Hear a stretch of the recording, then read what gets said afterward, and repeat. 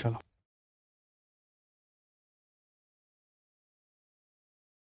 हम्म,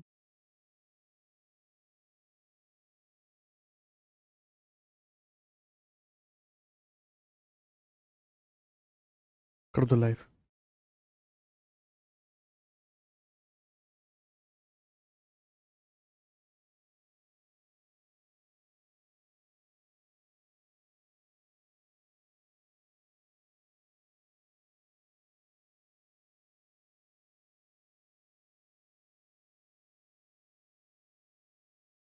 hello दोस्तों, नमस्ते भाई, कैसे हैं आप? चलिए शुरू करेंगे। और आज हम जहां तक है प्रॉफिट लॉस चैप्टर की तीसरी शीट को खत्म कर लेंगे। ठीक है ना। प्रॉफिट लॉस की 2 शीट हम पहले ही कर चुके हैं और ये तीसरी शीट है जिसमें हम सक्सेस बेस्ड सवाल कर रहे हैं। बोला है मोहन 1,70,000 रुपए की इन्वेस्टमेंट से जो है बिजनेस शुरू करता है। मोहन 1,70,000 रुपए से एक इन्वेस्टमेंट शुरू करता है। उससे पहले साल के दौरान 4% का लॉस होता है। पहले साल के दौरान 4% का लॉस होता है, लेकिन वह अपने शेष निवेश पर दूसरे साल के दौरान 5% का लाभ कमाता है। ठीक है भाई, पहले साल के दौरान 4% का लॉस होता है, लेकिन जो बची इन्वेस्टमेंट है, रिमेनिंग शब्द आएगा, रिमेनिंग मतलब सक्सेसिव, बची इन्वेस्टमेंट पे 5% का लाभ कमाता है। फाइनली थर्ड ईयर में वह अपनी नई कैपिटल पर 25% का प्रॉफिट कमाता है। 3 साल के एंड में उसे कुल लाभ ज्ञात करें। पहले साल के दौरान क्या हुआ? पहले साल के दौरान 4% लॉस हुआ। 4% की फ्रैक्शन वैल्यू 1/25। 4% की फ्रैक्शन वैल्यू 1/25। 1/25 का मतलब 25 का सामान 24 में। फिर वो दूसरे साल के दौरान 5% का लाभ कमाता है। 5% की फ्रैक्शन वैल्यू 1/20। 1/20 मतलब 20 का सामान 21 में। फिर तीसरे साल में वो 25% का लाभ कमाता है। तीसरे साल के दौरान 25% मतलब 1/4। 4 का समान 5 में। सीधी सीधी मल्टीप्लाई कर देंगे तो आप मुझे बताओ क्या आ जाएगा। ये इनिशियल वैल्यू से फाइनल वैल्यू का रेशियो आ जाएगा। कुछ कट रहा है तो काट लो। 5 से 20 चला जाएगा जी 4 बार, और 4 से 24 चला जाएगा 6 बार। अब 2 तिया 6, 2 दूनी 4, ये आ जाएगा जी। तो आ जाएगा 21 तिया 63/50। तो 63/50 हो गया जी 63/50। यहां तक किसी बच्चे को कोई डाउट तो नहीं? 63/50 आ गया। एक सेकंड, कमेंट नहीं दिख रहे आप लोगों के।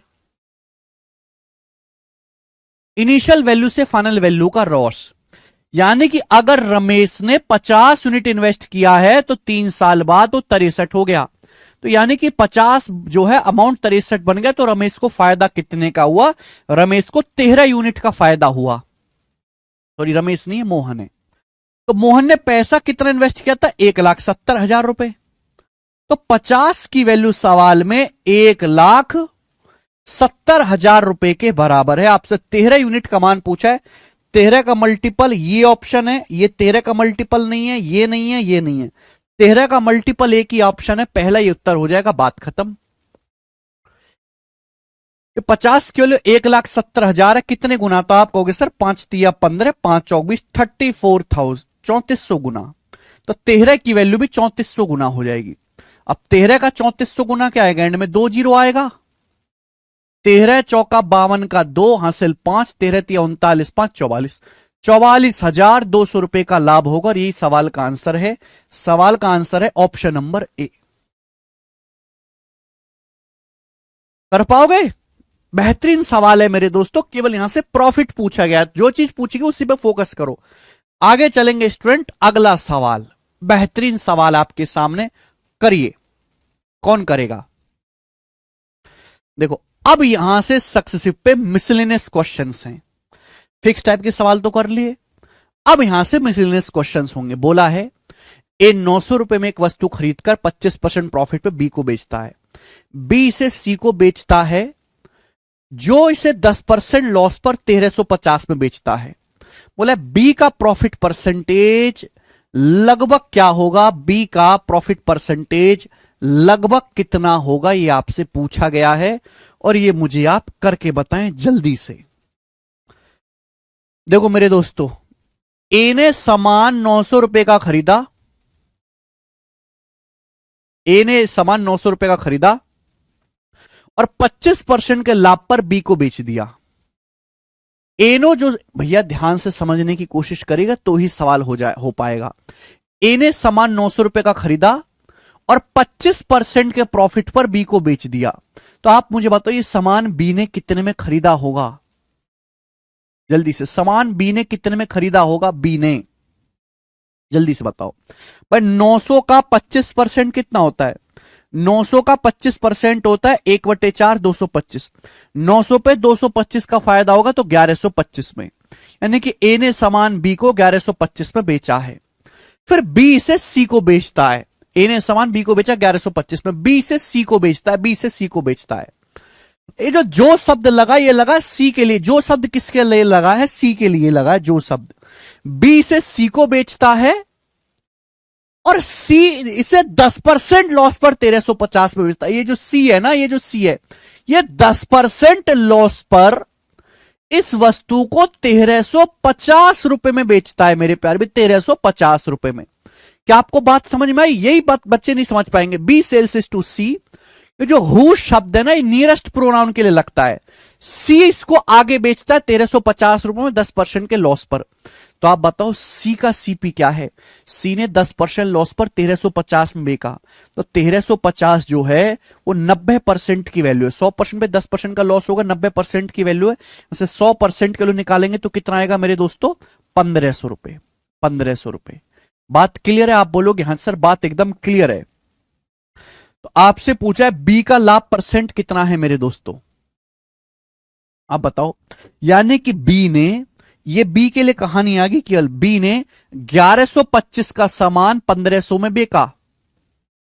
बी ने 1125 रुपए का सामान 1500 में बेचा, तो बी को कितना लाभ हुआ? नीचे हमेशा सीपी लिखा जाता है। बी ने 1125 का सामान 1500 में बेचा है, तो बी को कितना लाभ हुआ? 15 से कट जाना चाहिए।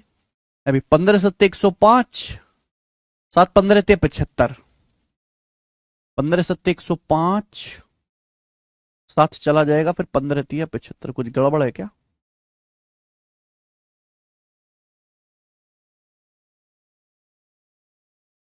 पंद्रह पंजे 75, सॉरी।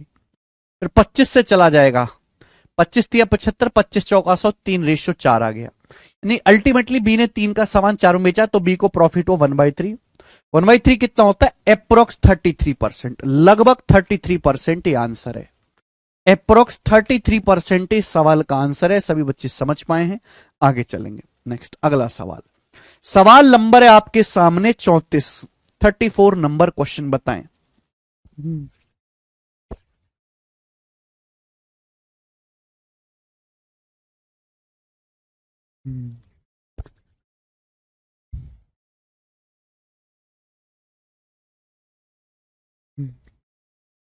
जल्दी से बताओ, आगे चलेंगे। कौन करेगा जी इस सवाल को? ये सारे मिसलेनियस क्वेश्चंस हैं, सक्सेसिव पर ही बोला है। A bought a cycle and sold it to B at a profit of 1000। A ने एक साइकिल खरीदी, ए ने एक साइकिल खरीदी और बी को 1000 के लाभ पर बेच दी। ए ने एक साइकिल खरीदी और बी को बेच दी 1000 रुपए के प्रॉफिट में।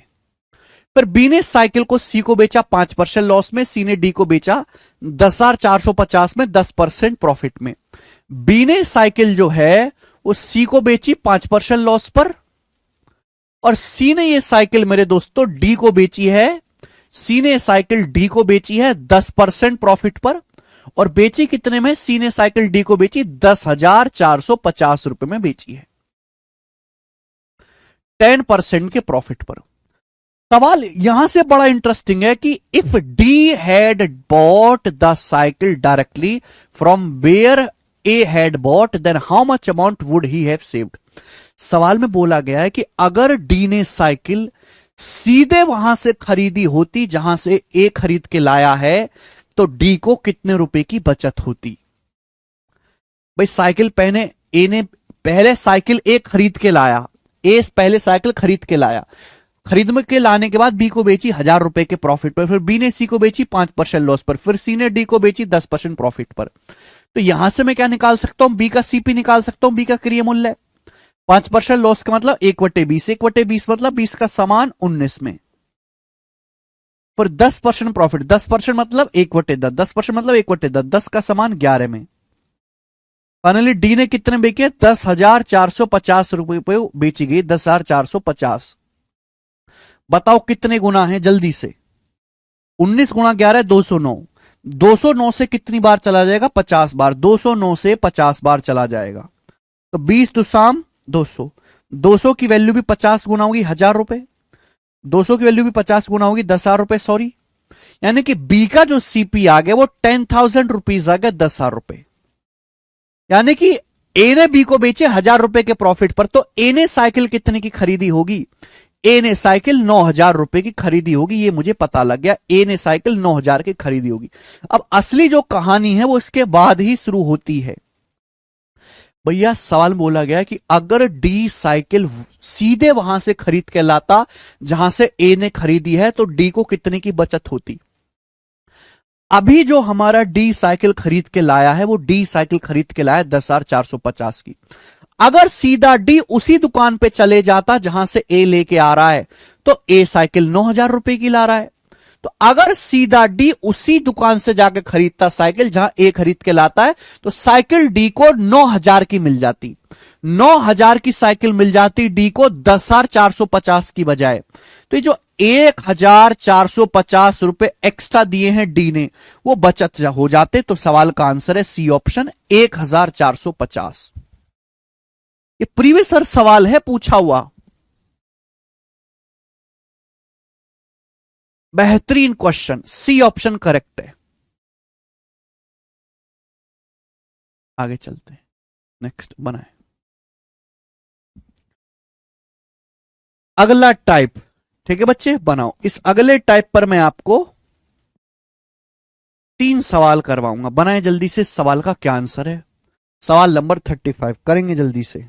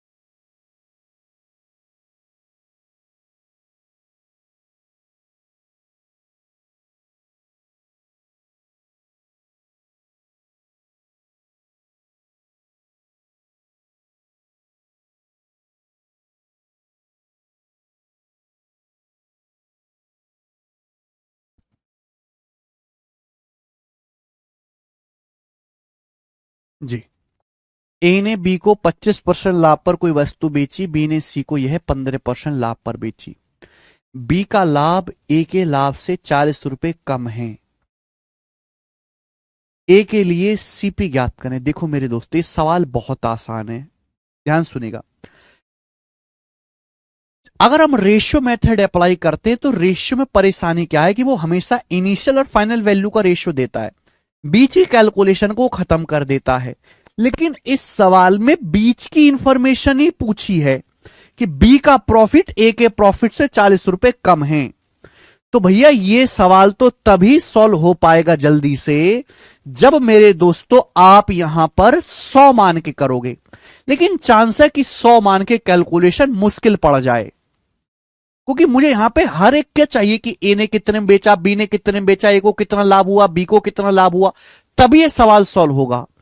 तो जब भी ऐसा क्वेश्चन आए, ए ने बी को वस्तु बेची 25% लाभ पर, 25% मतलब 1/4, बी ने वस्तु बेची सी को 15% लाभ पर, 15% की फ्रैक्शन वैल्यू 3/20, यहां बटे 4 आ रहा है, यहां बटे 20 आ रहा है, यहां बटे 4 आ रहा है, यहां बटे 20 आ रहा है। तो 4 और 20 दोनों का मल्टीपल। हमेशा ऐसे सवाल में एलसीएम मत लेना, मल्टीपल लेना। मैंने मान लिया कि भैया ए का जो सीपी है मुझे बटे 4 भी करना है, बटे 20 भी करना है। बटे 4 बटे 20 आसानी से हो सके तो दोनों का मल्टीपल मैंने ए का सीपी 80 मान लिया, 80, ए का सीपी मैंने 80 मान लिया, 80। अगर ए का सीपी 80 है तो ए ने बेचा है बी को 1/4 लाभ पर, 80 का 1/4 कितना होता है, 20। तो ए ने सामान जो बेचा है बी को वो 100 में बेचा है, कितने में, 100 में। फिर बी ने सी को बेचा 15% लाभ पर, बी ने सी को बेचा है 15% लाभ पर। अब 100 का 15% कितना होता है, 100 का 15% होता है 15। बी ने सी को बेचा है 15% लाभ पर। देखो मैंने ए का सीपी मेरे दोस्तों 80 मान लिया, 100 मान के करूंगा कैलकुलेशन मुश्किल होगी, ये करूंगा कैलकुलेशन होगी नहीं बिल्कुल भी। ए का सीपी 80 मान लो, भैया ए ने बी को बेचा 25% लाभ पर, 80 का 25% 20 होता है 100 में। फिर बी ने सी को बेचा 15% लाभ पर, 100 का 15% 15 में। बोला बी का प्रॉफिट ए से 40 कम है, बी का प्रॉफिट है 15, ए का प्रॉफिट है 20। तो बी का प्रॉफिट ए से कितना कम है, बी का प्रॉफिट 15, ए का 20 है। तो बी का जो प्रॉफिट है ए से 5 कम है, 20 माइनस 15 5। बी का जो प्रॉफिट है वो ए से कितना कम है मेरे दोस्तों, 5 कम है। ए का 20 से प्रॉफिट, बी का 15, 20 माइनस 15 5 होता है। 5 की वैल्यू सवाल में 40 रुपए के बराबर दी है। कितने गुना, तो आप कहोगे सर दिस इज 8 टाइम्स, 8 गुना। तो ए का क्रिया मूल्य भी 80 का 8 गुना होगा। तो 80 का 8 गुना कितना आ गया, 640 रुपए। यही सवाल का आंसर है। इससे जल्दी सवाल का आंसर नहीं निकाला जा सकता, सी ऑप्शन। ये वो तरीका है जो कैलकुलेशन को बहुत कम कर देगा। आपने साल को 100 मान के करने की भी कोशिश करी होगी, लेकिन 100 मान के कैलकुलेशन ज्यादा हो रही है कि नहीं हो रही है, 100 मान के कैलकुलेशन मुश्किल हो रही है मेरे दोस्तों। बट इस तरीके से कभी कैलकुलेशन मुश्किल नहीं होगी, चाहे कैसा भी सवाल आ जाए। अब जैसे ये सवाल देखो, ऐसा ही बीच की जानकारी को रिलेट करना है। बोला ए वस्तु बी को बेचता है 20% लाभ पर, बी सी को 15% लॉस पर, सी डी को 25% प्रॉफिट पर। यदि ए और सी के प्रॉफिट का डिफरेंस 132 है तो बी ने x रुपए में वस्तु खरीदी, x का मान क्या है। ए ने वस्तु बी को बेची 20% लाभ पर 1/5, बी ने सी को बेची है 15% लॉस पर 3/20, सी ने डी को बेची बी 25% लाभ पर 1/4। ये है। तो मुझे बटे 5 भी करना है, बटे 20 भी करना है, बटे 4 भी करना है। तो मैं ए का जो सीपी है ना 5 गुणा 20 गुणा 4 मान लेता हूं। तो मैं ए का जो सीपी है वो 400 मान लूंगा कि माना ए का जो सीपी है 400 है। 100 मानोगे कैलकुलेशन ज्यादा होगी, 400 मानोगे कैलकुलेशन उड़नछू होगी, कोई कैलकुलेशन ही नहीं होगी। 20% 1/5, 15% 3/20। मैंने जो फ्रैक्शन है ना, फ्रैक्शन के जो डिनोमिनेटर उसका मल्टीपल मान लिया करो। अब ए ने बी को बेचा 20% लाभ पर, है ना। 400 का 20% कितना होता है, 400 का 20% होता है 80। तो ए ने बी को 480 में बेचा, 480 में। फिर बी ने बेचा है सी को 15% लॉस पर, बी ने सी को बेचा है 15% लॉस पर। अब 480 का 15% कितना होता है, 480 का 15% होता है बेटा 20 से चला जाएगा 24 बार, 24 तिया 72, 72। 72 480 में से 72 घटाएंगे 408, 408। बोले बात क्लियर है, आप बोलो कि हाँ जी सर बिल्कुल सही। फिर सी ने डी को बेचा 25% लाभ पर, सी ने समान डी को बेचा 25% लाभ पर। अब 408 का 25% कितना होता है, 408 का 1/4 कितना होता है, 102। सी ने बेचा है डी को 102 के प्रॉफिट पर। बोला है ए और सी के प्रॉफिट का डिफरेंस 132 रुपए, ए और सी के लाभ का अंतर 132 है। भाई ए का लाभ है 80, सी का लाभ है 102। बेटा मुझे डी का निकालने की जरूरत नहीं, ए का लाभ है 80, सी का लाभ है 102। इनका डिफरेंस कितना है? 102 और 80 का डिफरेंस है 22। भाई ए का प्रॉफिट है 80, सी का 102, 102 और 80 का डिफरेंस कितना है? 22। सवाल में 22 की वैल्यू ही कितनी दे रखी है बेटे? सवाल में 22 की वैल्यू ही 132 रुपए दे रखी है, 6 गुना 22 छिक्का 132, 6 गुना। सवाल में पूछा है बी ने वस्तु एक्स में खरीदी, बी एक्स का मान बताओ। बी ने वस्तु खरीदी है 480 रुपए में, बी ने वस्तु खरीदी 480 यूनिट में, 480 की वैल्यू भी 6 गुना होगी, तो 2400 और 480 2880 रुपए आ गया। तो बी का जो सीपी है वो 2880 रुपए है, और यही सवाल का आंसर भी आ जाएगा, डी ऑप्शन। बेटे ये ऐसा तरीका है ना, ये ऐसा तरीका है कि आपको किताबों में नहीं मिलेगा, यूट्यूब पे नहीं मिलेगा। ज्यादातर टीचर 100 मान के कराते हैं, कुछ तो एक्स मान के करवाते हैं, कुछ बुड़बक ऐसे हैं गधा लोग। लेकिन मैं आपको बता रहा हूं, बताओ कहीं कोई डेसिमल में गया कैलकुलेशन, कहीं कोई फ्रैक्शन में गया? इतना आसान कैलकुलेशन रहेगा, बहुत ज्यादा है।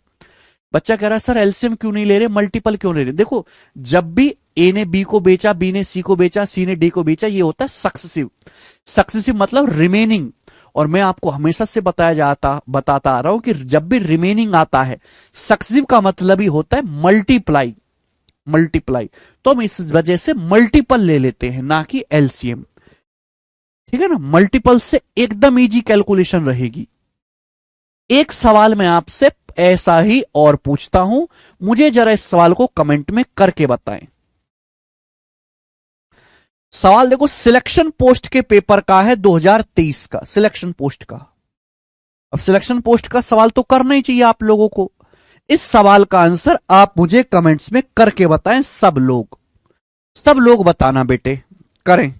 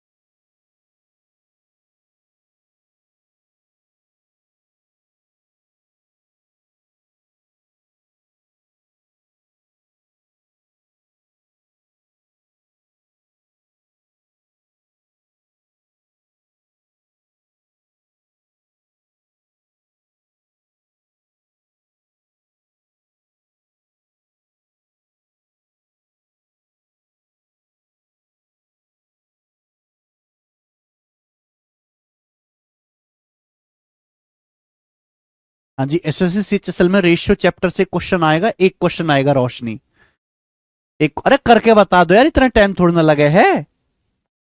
का उत्तर का है? अरे उत्तर बताइए।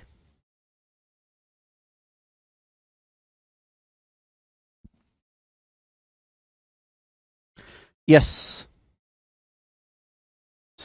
थर्ड ऑप्शन इस सवाल का आंसर होगा 1160। जैसे मैंने आपको सवाल नंबर 36 कराया वैसे ही आपको 37 करना है, खुद से करिएगा। आगे चलते हैं। सवाल नंबर है मेरे दोस्तों आपके सामने यहां पर 38। अगला टाइप बनाए। ठीक है, नेक्स्ट। एक ही सवाल लेंगे बेटे, ऐसा ज्यादा इंपॉर्टेंट नहीं है। बोला है ए merchant makes a profit of 20% by selling an article. एक व्यापारिक वस्तु को बेचकर 20% का लाभ कमाता है। सीपी है क्रय मूल्य, ये एसपी है विक्रय मूल्य। बोला एक व्यापारिक सामान को बेचकर 20% का लाभ कमाता है, इसका मतलब यह है कि अगर कॉस्ट प्राइस 100 है तो सेलिंग प्राइस 120 है। यानी कि एक व्यापारी 100 रुपए का सामान 120 में बेचता है। बोले what would be the change in the profit percentage if had he paid 10% less for it and customer paid 10% more for it. बोला है यदि उसने 10% कम दाम में खरीदा होता और ग्राहक ने व्यापारी से वस्तु को 10% अधिक मूल्य पर खरीदा होता तो बोला लाभ में प्रतिशत परिवर्तन ज्ञात करें, प्रॉफिट परसेंटेज में परसेंटेज चेंज ज्ञात करें। बड़ा इंटरेस्टिंग सवाल है। एक व्यापारी 20% का लाभ कमाता है, 100 का सामान 120 में बेचता है। बोला प्रॉफिट परसेंटेज में कितने परसेंटेज का चेंज आएगा अगर व्यापारी ने 10% कम दाम में खरीदा होता, 100 से 10% कम 90 में खरीदा होता, और ग्राहक ने 10% अधिक मूल्य पे खरीदा होता। ग्राहक 120 से 10% ज्यादा 132 में खरीदता।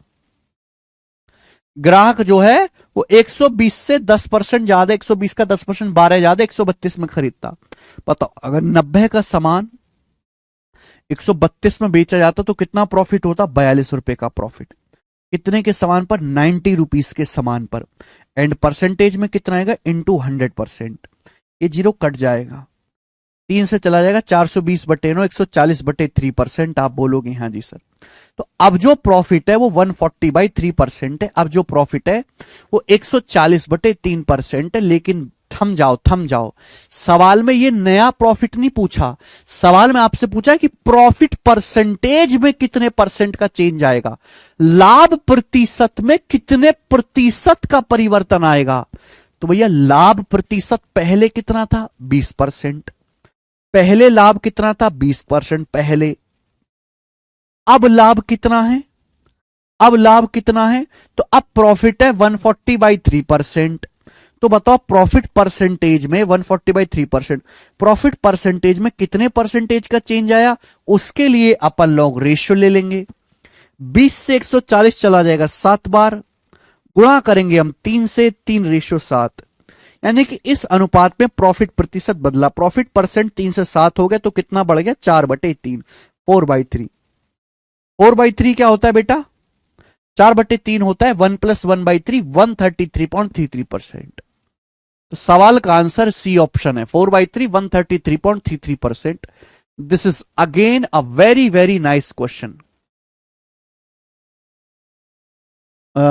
अमित का डाउट है 120 पर 10% कैसे लगा सकते हैं सर? देखो भैया, व्यापारी तो सामान ग्राहक को बेचता है। बोला है व्यापारी वस्तु को बेचकर 20% का लाभ कमाता है, इसका मतलब व्यापारी 100 रुपए का सामान खरीदता है, ग्राहक को 120 का बेचता है। बोला है अगर व्यापारी 10% कम दाम में खरीदा होता और ग्राहक ने व्यापारी से वस्तु को 10% अधिक मूल्य पर खरीदा होता। पहले ग्राहक 120 में खरीद रहा था तो 120 से तो 10% ज्यादा में खरीदेगा बेटा, 132। पहले ग्राहक जिस दाम में खरीद रहा था उससे ही तो 10% ज्यादा में खरीदेगा अब 132। ठीक है, नेक्स्ट। अगला सवाल, सवाल नंबर 39। एक और क्वेश्चन, ये एक सवाल ही करवाऊंगा एक टाइप का, बताएं। सवाल नंबर 39, मुझे इस सवाल का उत्तर करके बताएं सभी लोग जल्दी से।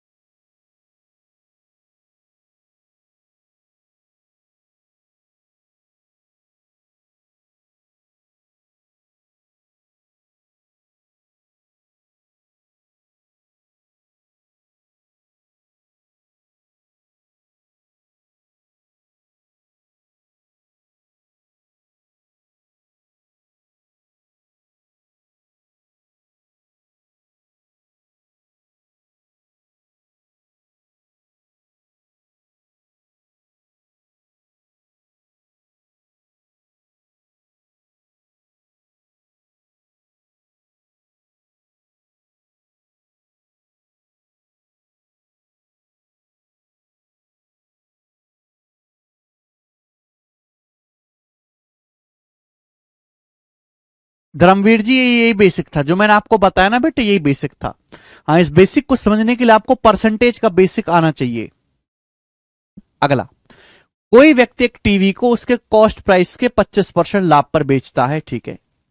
यदि उसने उसे सेलिंग प्राइस के 25% के बराबर लाभ पर बेचा होता तो उसका लाभ क्रिय मूल्य का 6%, उसका लाभ क्रिय मूल्य का 6% प्लस 119 रुपए, उसका लाभ क्रिय मूल्य का 6% प्लस 119 रुपए अधिक हो जाता। टीवी का क्रिय मूल्य ज्ञात करें। Again this is a very very भयानक क्वेश्चन, बैंकिंग का सवाल है ना। छोटे मोटे बच्चे इस सवाल को नहीं कर पाएंगे, ध्यान से सुनेगा बच्चों।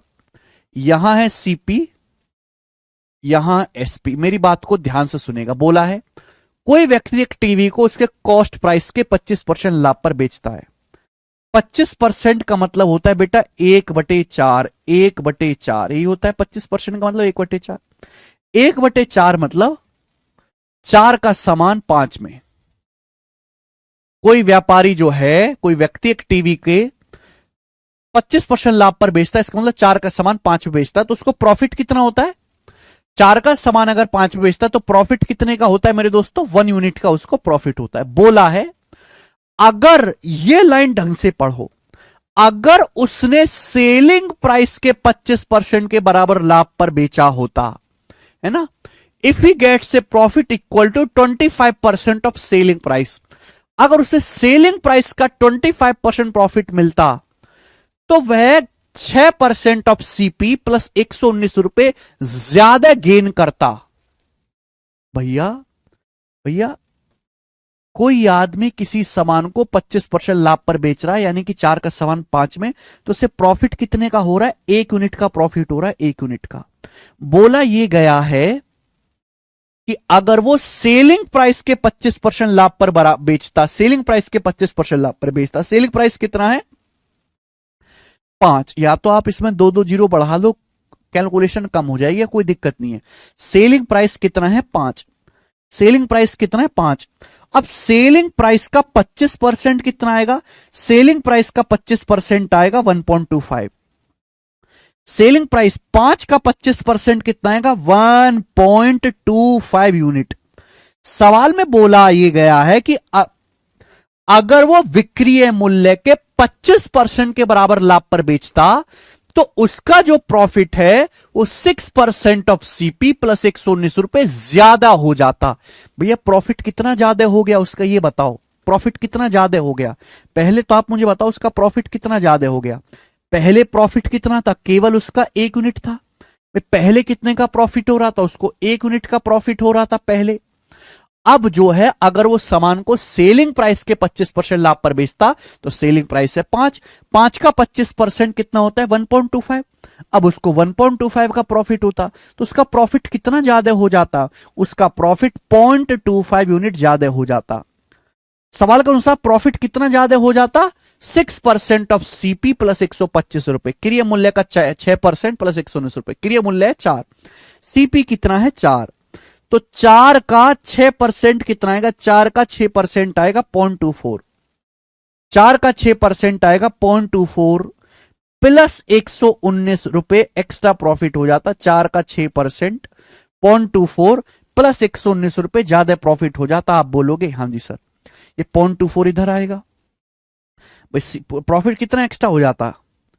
4 का 6%, सीपी का 6% प्लस 119 रुपए, सीपी 4, 4 का 6% 0.24 प्लस 119 इधर आएगा। 0.25 में से 0.24 घटाएंगे तो 0.01। 0.01 की वैल्यू 119 रुपए के बराबर है। यहां से 1 यूनिट कितना है? What is 1 unit? 1 यूनिट है, 2 जीरो बढ़ जाएंगे, 11,900 रुपए। आपसे पूछा क्रिय मूल्य, क्रिय मूल्य 4 यूनिट। 4 यूनिट की वैल्यू कितनी है? 4 यूनिट की वैल्यू मल्टीप्लाई बाई 4, इसका 4 गुना करेंगे 476, यानी कि 47,600 रुपए टीवी का क्रिय मूल्य है। आंसर है सी ऑप्शन। गजब का सवाल, ठीक है ना। जैसे जैसे आपको सवाल कह रहा है वैसे वैसे करते जाइए। सवाल आसान है मेरे प्यारे भाई, कोई भी बच्चा इसको कर लेगा। आगे नेक्स्ट है अगला क्वेश्चन मेरे प्यारे भाई, सवाल नंबर 40। बताइए मेरे दोस्तों कि इस क्वेश्चन का आंसर क्या है। अगला टाइप,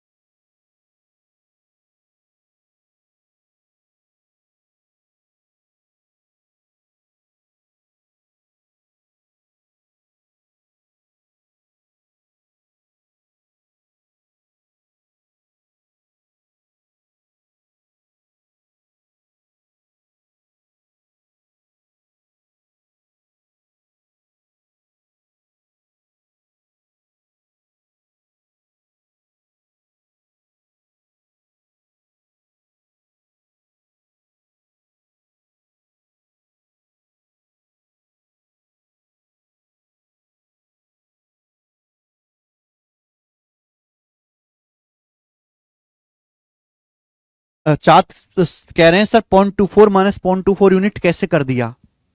इधर आ जाएगा ना, 0.24 यूनिट आ जाएगा इधर, इस वजह से कर दिया। आगे चलेंगे। अब ये जो सवाल है बहुत स्पेशल है, इस सवाल को बहुत सारे बच्चे गलत करेंगे, ठीक है ना, क्योंकि सवाल ऐसे डिजाइन किया ही गया है कि बच्चे गलत करें। जो टाइप है मैं इस टाइप का आपको 4 क्वेश्चन कराऊंगा। बोला है ए ने 20% लाभ पर अपनी कार बी को बेच दिया, यानी कि मैं मान लेता हूं कि अगर ए ने कार 100 रुपए की खरीदी है तो 20% लाभ पर 120 की बी को बेच दी। बी ने 10% लाभ पर सी को बेच दी।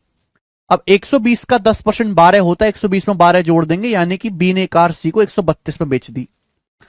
फिर सी ने कार को 9.09% के लॉस पर डी को बेच दिया। सी ने कार को 9.09% के लॉस पर डी को बेच दिया। अब 132 का 9.09% कितना होता है? 132 का 1/11, 9.09% 1/11 12। तो 132 पे 12 का लॉस हुआ, यानी कि सी ने कार डी को बेच दी 120 में। ठीक है भैया, जैसे जैसे सवाल बोला वैसे वैसे करते गए। फिर आगे क्या बोला कि डी ने खरीद मूल्य का 10% खर्च करके इसे 8.33% लाभ पर ए को वापस बेच दिया। ठीक है ना, ये लाइन लिख दीजिएगा मेरे दोस्तों, ये लाइन यहां से खास है। डी ने खरीद मूल्य का 10% खर्च करके इसे 8.33% लाभ पर वापस ए को बेच दिया। भाई डी ने कार खरीदी कितनी है? 120 पे। अब 120 का 10% कितना होता है? 12, यानी कि 120 पे 12 रुपए खर्च कर दिया मेरे दोस्तों डी ने, तो डी को कार पड़ गई है 132 की। क्लियर है? डी को एक कार 132 की पड़ गई। क्लियर है?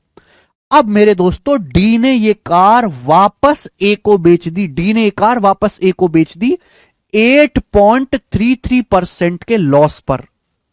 बताओ 132 का 8.33% कितना होता है? 8.33% के प्रॉफिट पर, सॉरी, 132 का 8.33% होता है 1/12, यानी कि 11।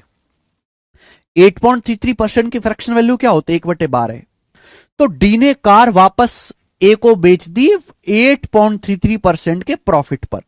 अब 132 का 8.33% 11 होता है, तो 132 पे 11 का प्रॉफिट होगा, तो ये ए ने कार वापस, डी ने कार जो है वापस ए को बेच दी 132 जमा 11, 132 में 11 जोड़ेंगे, डी ने कार वापस ए को बेच दी 143 रुपए में, 143 रुपीज में। बोला ए को कितने परसेंट का लॉस हुआ? I want to know this, what is the loss of A now. अब आप मुझे इस बात की जानकारी दीजिएगा, ए को कितने परसेंट का लॉस हुआ। बहुत सारे बच्चे कहेंगे सर 43, क्या बता रहे हैं? जैसे आप में से बता रहे हो 43%। 43% इस सवाल का आंसर नहीं है। आपको इस तरीके से, ये क्या मजाक है? ध्यान से सुनिएगा मेरे दोस्तों, ये है 100। ए ने कार 100 को, ए ने कार मेरे देखो, ए के पास 100 रुपए का नोट है, ए ने कार 100 रुपए में खरीदी। जब ए ने कार 100 रुपए में खरीदी और ए ने कार बी को बेची, तो 120 में बेची, ए ने कार बी को 120 में बेची, तो ए को 20 रुपए का फायदा हुआ। एक कार 100 रुपए की है, 100 रुपए की कार मैंने 120 में बेच दी, मुझे 20 रुपए का फायदा हुआ। लेकिन बाद में घूम फिर के वही कार मैंने 143 में खरीद ली। बाद में 100 रुपए की यही कार मैंने 143 में खरीद ली। आप बताओ, ये कार 100 रुपए की है और मैंने 143 में खरीद ली, तो मुझे 43 रुपए का नुकसान हो जाएगा। ये 100 रुपए की कार है, मैं 143 में खरीद लूंगा, तो मुझे 43 रुपए का नुकसान हो जाएगा कि नहीं? यानी कि अल्टीमेटली अगर देखा जाए तो यहां पे ए के साथ दो एक्शन हो रहे हैं। ए ने कार बी को बेची है और ए ने वही कार वापस खरीदी है, तो मुझे दोनों एक्शंस को कंबाइंड करके देखना पड़ेगा। तो भाई ए को बी से तो 20 रुपए का फायदा हुआ, लेकिन बाद में ए को 43 रुपए का नुकसान हो गया, तो ए को ओवरऑल 23 का लॉस हुआ।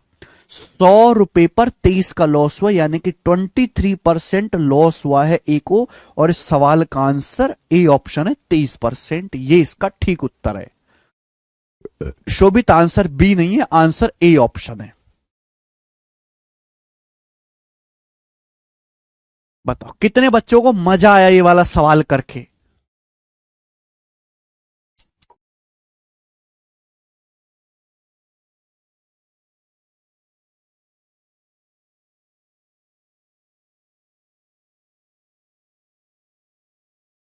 नमस्ते भाई। मजा आया क्वेश्चन करके?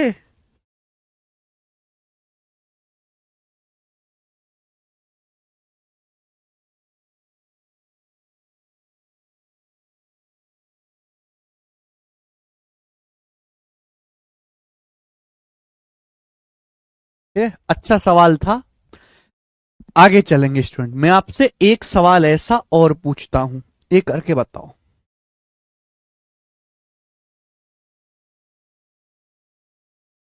एक सवाल मैं आपसे और पूछता हूं ऐसा ही, बहुत ही बेहतरीन और जबरदस्त सवाल है।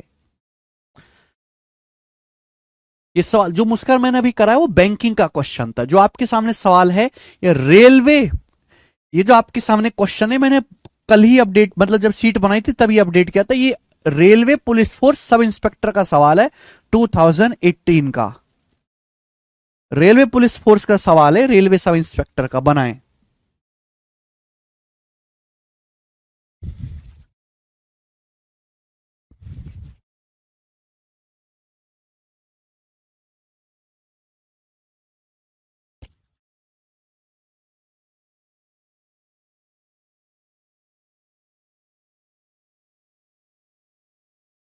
सवाल में बोला गया 15,000 रुपए मूल्य की एक वस्तु ए द्वारा बी को 5% लाभ पर बेची गई।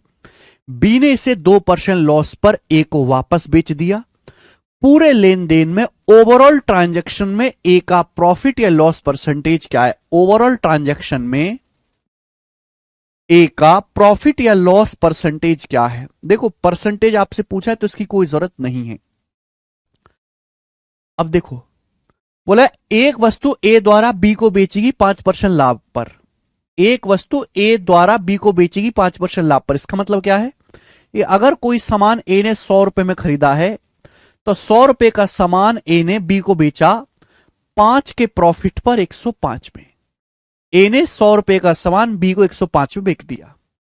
फिर बी ने इसे 2% लॉस पर ए को वापस बेच दिया। बी ने 2% लॉस पर वापस ए को बेच दिया। तो 105 का 2% कितना होता है? 105 का 2% होता है 2.1। तो बी ने 105 का 2% 2.1 के लॉस पर वापस ए को बेच दिया। अब 105 में से 2.1 घटाएंगे तो कितना आएगा? 102.9। यानी कि बी ने वो सामान जो है, सॉरी बी बोलेंगे, बी ने 2% लॉस पर वापस ए को बेच दिया। 105 का 2%, 105 दूनी 210, 210 बटे 100 2.1। 105 पे 2.1 का लॉस होगा तो यानी कि बी ने वो सामान वापस ए को बेच दिया 102.9 में। तो आप हमें बताओ ए को पूरे लेन देन में कितने लाभ या हानि हुआ? आप ये सोचो कि भाई ए के पास 100 रुपए का नोट है, 100 रुपए का सामान ए ने बी को बेच दिया तो ए को 5 रुपए का फायदा हुआ। लेकिन कुछ समय के बाद ए ने वही वस्तु 102.9 में खरीद ली। 100 रुपए की वस्तु, भाई कोई वस्तु 100 रुपए की, मार्केट कीमत 100 है और आपने वो 102.9 में खरीद ली, 2.9 रुपए ज्यादा में खरीद ली, तो मुझे 2.9 रुपए का नुकसान हो गया ए को। ध्यान सुनिएगा, भाई किसी वस्तु की मार्केट कीमत 100 है और मैंने 102.9 में खरीदी, तो 2.9 रुपए जो मैंने ज्यादा में खरीदी है वही मेरा लॉस है। तो ए को 5 रुपए का फायदा यहां हुआ और 2.9 का नुकसान यहां हुआ। तो 5 में से 2.9 घटाइएगा तो भैया ए को 2.1 रुपए का प्रॉफिट हुआ। 2.1 का प्रॉफिट 100 रुपए के सामान पर 2.1, ये गलत लिखा पे टाइप है।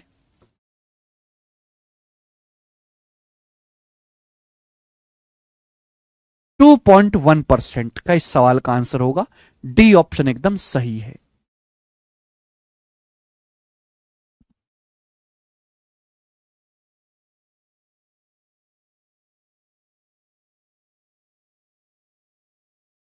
ठीक है, तो सवाल का आंसर 2.1 है। बात समझ में आई? Very very nice question. एक और सवाल आप मुझे ऐसा ही करके बताओ जल्दी से। सवाल नंबर 42 जल्दी से करके बताएं, ऐसा ही सवाल फटाफट बनाओ।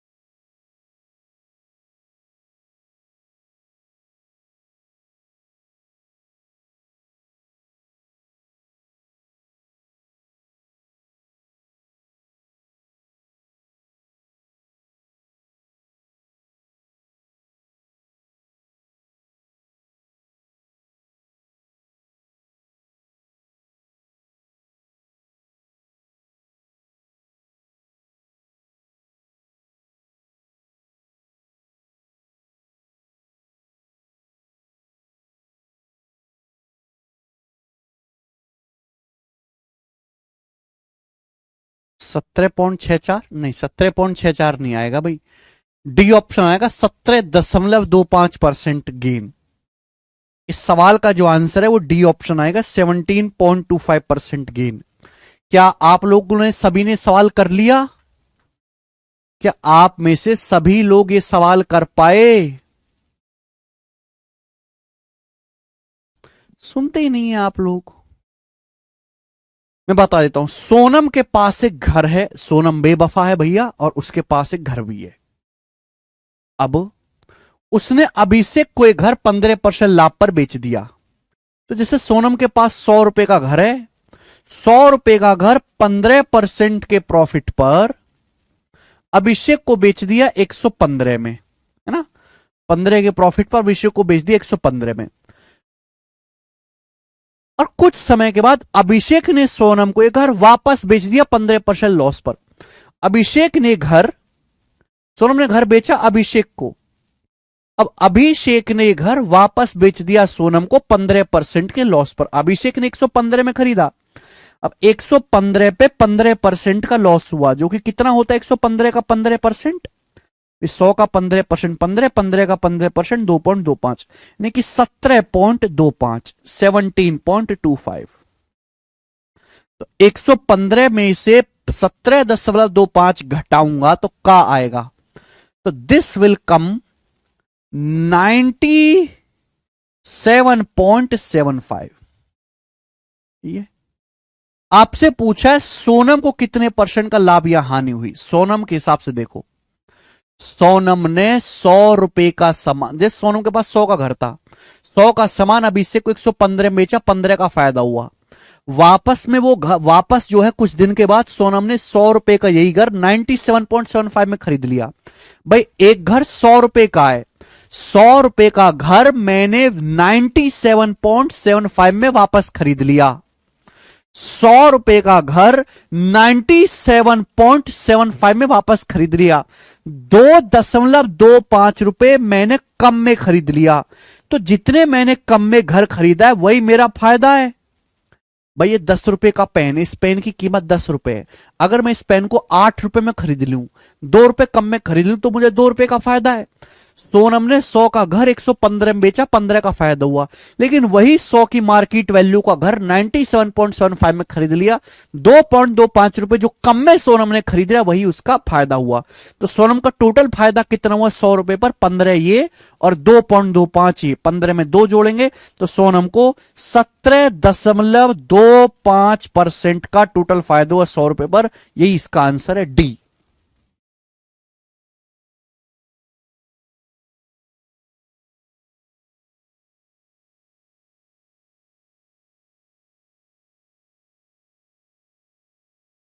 बात आई समझ में? ठीक, चले एक और क्वेश्चन करेंगे मेरे दोस्तों, लास्ट ऐसा ही। इस सवाल में मेरे प्यारे बच्चे, ये सवाल रेलवे में ही बहुत फेमस है, बाकी में तो सवाल एक आध बार ही आया है, रेलवे में बहुत ज्यादा आया है। अच्छा, नेक्स्ट अगला सवाल करके बताएंगे बच्चों। इस सवाल में रुपए में पूछा गया, परसेंटेज में ना पूछ के रुपए में आंसर पूछा गया है, जरा मुझे करके बताओ।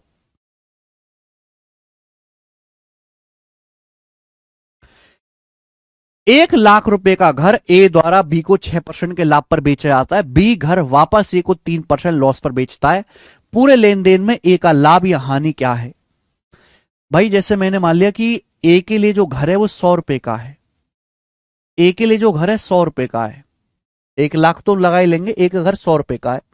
तो ए ने घर बी को बेचा 6% के लाभ पर, तो 100 रुपए पे 6% का लाभ होगा तो घर कितने में बिकेगा? 106 में। फिर बी घर वापस ए को बेचता है 3% के लॉस पर, तो 106 का 3% लॉस कितना होता है? 318, 3.18। अब 106 में से 3.18 घटाएंगे तो कितना आएगा? 102.82 आएगा, 102.82 आएगा। Are you getting my point? आप बोलोगे सर यस वी आर। आप बताओ ए को कितना फायदा हुआ? भाई ए ने 100 रुपए का घर 106 में बेचा, 6 का तो फायदा हो गया। ये 100 रुपए का घर ए ने 102.8 में खरीदा, ये 100 रुपए का पेन है और मैं इस पेन को 102.82 में खरीदता हूं, तो जो मैंने एक्स्ट्रा पैसे में खरीदा वो मेरा लॉस है। यानी कि अपन लोग ये कह सकते हैं कि भाई साहब ए को 6 रुपए का फायदा यहां हुआ, 2.82 का यहां नुकसान हुआ, तो 6 में से 2.82 घटाएंगे तो 3.18। 3.18 यानी कि 100 रुपए पर 6 का फायदा, 2.82 का नुकसान, तो 3.18%। 3.18% का ए को फायदा हुआ, प्रॉफिट। तो ए को प्रॉफिट हुआ है, लॉस नहीं हुआ है। कितने रुपए पर? 1 लाख। तो 1 लाख रुपए का मेरे प्यारे भाई 3.18% निकालेंगे तो 3180 रुपए का ए को गेन हुआ है। डी ऑप्शन आंसर है, 3180।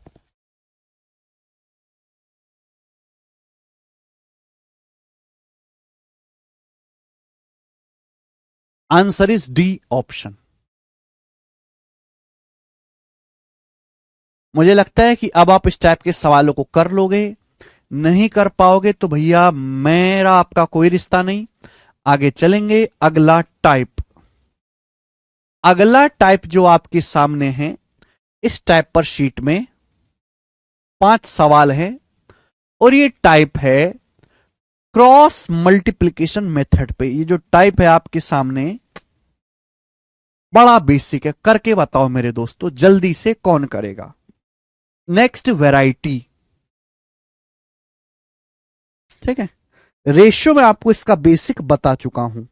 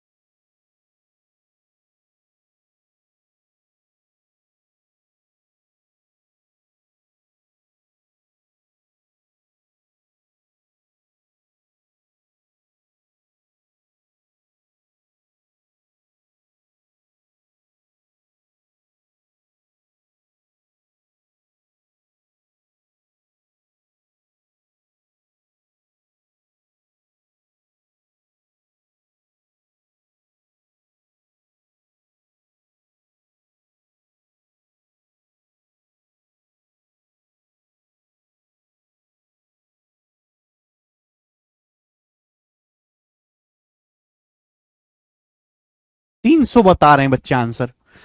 देखो सवाल को देखते ही आपको समझ में आया होगा कि सीपी और एसपी दोनों में बराबर चेंज किया गया है। बोला है एक वस्तु 30% के लाभ पर बेची जाती है।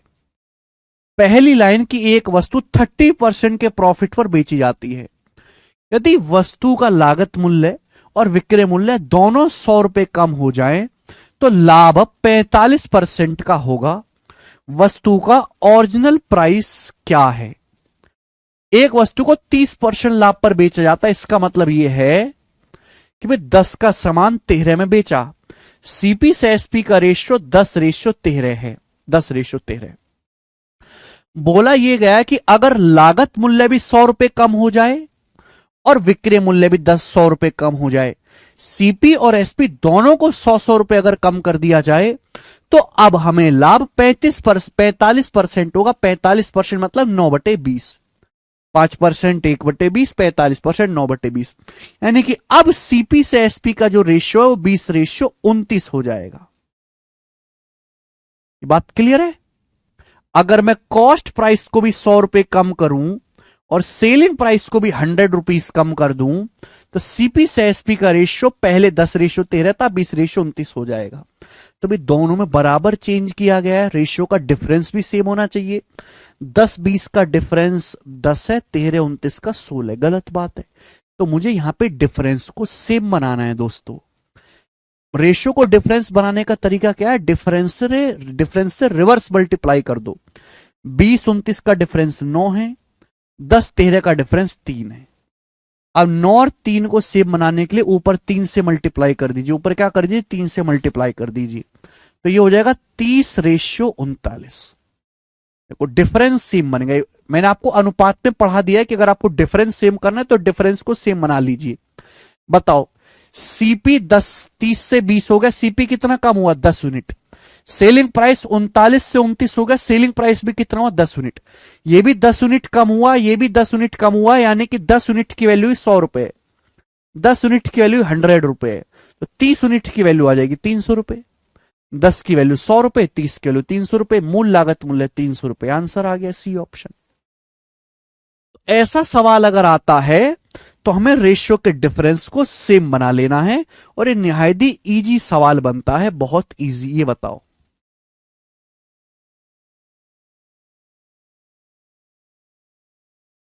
एक और सवाल।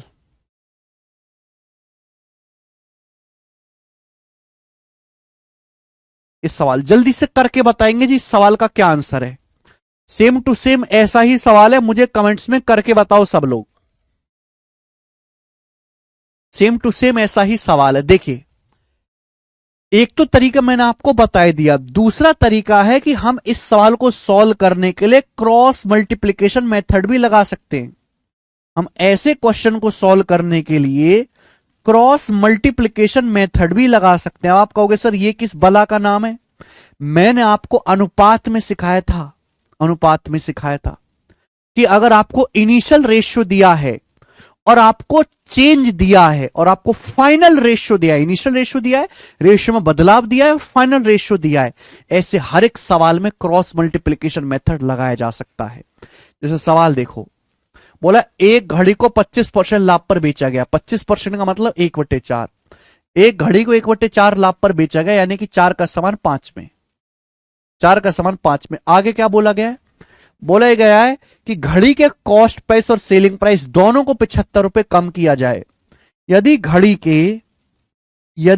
के क्रय मूल्य और विक्रय मूल्य दोनों को 75 रुपए कम किया जाए, यदि घड़ी के सीपी और एसपी दोनों को 75 रुपए कम किया जाए, सीपी को भी 75 रुपए और सेलिंग प्राइस को 75 रुपए कम किया जाए, तो प्रॉफिट 30% होगा। 30% की फ्रैक्शन वैल्यू 3/10, प्रॉफिट 30% होगा। 30% मतलब 3/10, यानी कि 10 का समान 13 में। क्लियर है? 10 का समान 13 में, यानी कि ये इनिशियल रेशियो, ये फाइनल ये इनिशियल रेशियो, इसमें चेंज है। सीपी 75 कम किया, एसपी 75 कम किया, और ये फाइनल रेशियो है। लग जाएगा क्रॉस मल्टीप्लिकेशन मेथड। क्या सिखाया क्रॉस मल्टीप्लिकेशन मेथड में? ऐसे क्रॉस मल्टीप्लाई करो। 13 चौका 52, 10 पंजे 50। 13 चौका 52, 10 पंजे 50। 52 और 50 का डिफरेंस 2 यूनिट। मल्टीप्लाई करो। 10 गुणा 75, 13 गुणा 75। 10 गुणा 75, 13 गुणा 75, डिफरेंस कितना आएगा?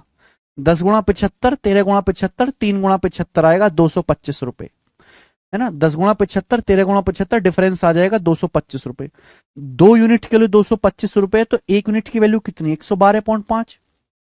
एक की वैल्यू कितनी? 112.5 रुपए। आपसे पूछा है घड़ी का ओरिजिनल सेलिंग प्राइस, तो घड़ी का जो ओरिजिनल सेलिंग प्राइस है, जो घड़ी का ओरिजिनल सेलिंग प्राइस है 5 यूनिट है। 5 यूनिट की वैल्यू भी 112.5 गुना आ जाएगा। तो 560 और 2.5, 562.5, 562.5 घड़ी का ओरिजिनल सेलिंग प्राइस है। ये इसका आंसर हो जाएगा डी ऑप्शन। खत्म। साकेत नहीं समझे बेटा, समझोगे भी नहीं अगर आपने रेशियो नहीं पढ़ा है। रेशियो में मैंने आपको क्रॉस मल्टीप्लिकेशन मेथड का बेसिक समझाया था। क्रॉस मल्टीप्लिकेशन मेथड के रेशियो चैप्टर में 2 क्लास है 1.5 घंटे की, 3 घंटे हैं, 3 घंटे आपको इन्वेस्ट करने होंगे, तब जाके सवाल समझेंगे। यहां तो मैंने केवल क्वेश्चन सॉल्व किया है, क्रॉस मल्टीप्लिकेशन का मेथड मैंने ऑलरेडी पढ़ा दिया है। ठीक है, आपने नहीं पढ़ा, आपकी गलती है। एक और सवाल करके बताएंगे बच्चों ऐसा ही, एक और सवाल करके बताएंगे ऐसा ही। ये बताएं जी, सवाल नंबर 46 बनाएं।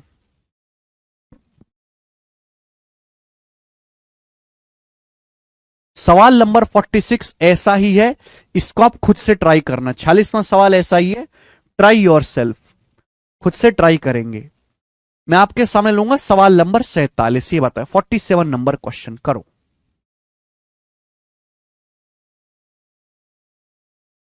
ठीक है, अब देखो यहां सीपी में और एसपी में अलग अलग चेंज है। जब अलग अलग चेंज है तो ये सवाल क्रॉस मल्टीप्लिकेशन मेथड के बिना नहीं हो सकता। देखो यहां मैं लिख रहा हूं सीपी, यहां मैं लिख रहा हूं एसपी। अब आप मुझे बताओ क्या आएगा।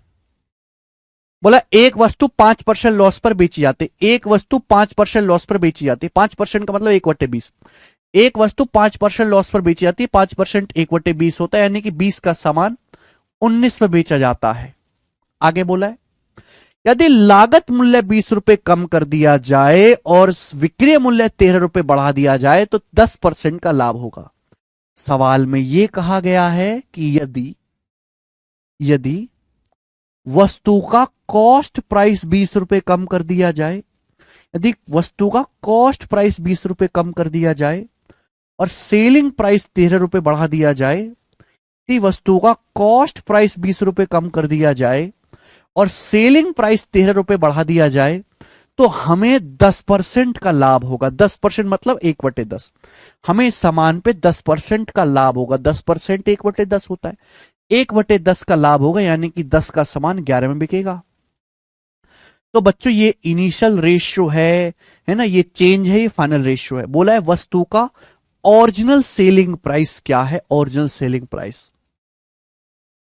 ऐसे क्रॉस मल्टीप्लाई करेंगे, 20 गुणा 11 220, 10 गुणा 19 190, 220 और 190, 220 और 190 का डिफरेंस है 30 यूनिट, 220 और 190 का डिफरेंस है 30 यूनिट, 220 और 190 का डिफरेंस। यहां क्रॉस मल्टीप्लाई करो, 10 की 13 में गुणा 130 और 20 की 11 में गुणा माइनस का 220, माइनस 20 की 11 में गुणा माइनस का 220।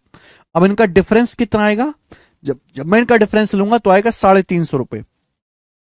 तो 30 यूनिट के लिए 350 रुपए, 30 यूनिट के लिए 350 रुपए, कितने गुना, 30 के लिए 350 रुपए, 35/3 गुना 35/3 टाइम्स। 30 की वैल्यू 350 रुपए है, कितने गुना, 35/3 गुना। भाई ऐसे क्रॉस मल्टीप्लाई करो, 10 की 13 में गुणा 130, माइनस 20 की 11 में गुणा माइनस 220, इनका डिफरेंस कितना है 350। 130 में से माइनस का 220 घटाएंगे 350, 30 की वैल्यू 350, कितने गुना, 35/3 गुना। आप बोलोगे हाँ जी सर, 30 उधर जाएगा, 35/3 गुना।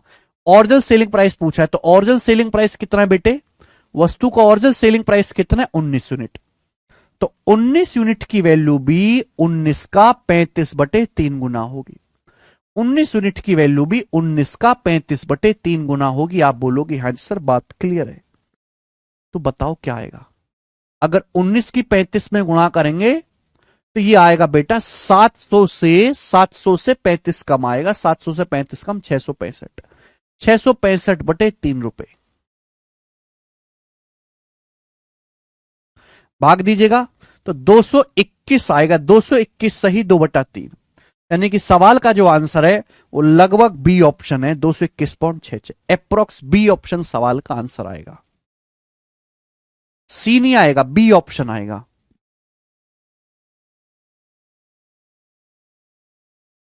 बेहतरीन सवाल है, गजब का ये क्वेश्चन है। उससे भी बढ़िया मेरे दोस्तों इसका बेसिक कंसेप्ट है, क्रॉस मल्टीप्लिकेशन मेथड।